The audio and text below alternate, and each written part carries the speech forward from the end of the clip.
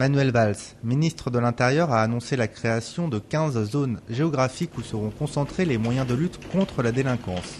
Et la Guyane est concernée. On est un département qui est grand comme 2 régions de métropole, qui est peuplé comme un petit département de métropole, donc avec ce territoire immense et puis cette population qui est disséminée un peu partout sur le littoral. Le fait que nous soyons aussi intégrés dans un continent qui n'est pas l'Europe, qui est l'Amérique du Sud, avec des voisins comme le Brésil et le Suriname qui ont des règles de fonctionnement, des règles de droit qui sont très différentes des nôtres. Il y a un volet de coopération judiciaire, je pense, à développer. Le taux de gendarmes départementaux aussi est le plus élevé de France, puisqu'on a un gendarme pour 480 habitants, alors que la règle en métropole, c'est de 1 pour 800, voire 1 pour 1000 dans certaines zones. Les moyens sont en perpétuelle évolution. Et au travers de cette politique des zones de sécurité prioritaires, nous allons, je pense, pouvoir travailler beaucoup plus efficacement.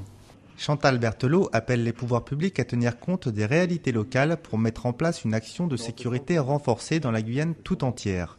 Cayenne, Matoury et Remire-Montjoly sont cités. Mais le problème de l'insécurité en Guyane ne dépasse-t-elle pas, effectivement, l'île de Cayenne ? La détermination, justement, se fait sur la base de critères qui sont laissés à l'appréciation des acteurs locaux. On ne se base pas que sur des chiffres. On va se baser aussi sur des ressentis et sur les problèmes qui nous remontent quotidiennement de la police, de la gendarmerie, mais aussi de la population et notamment des élus.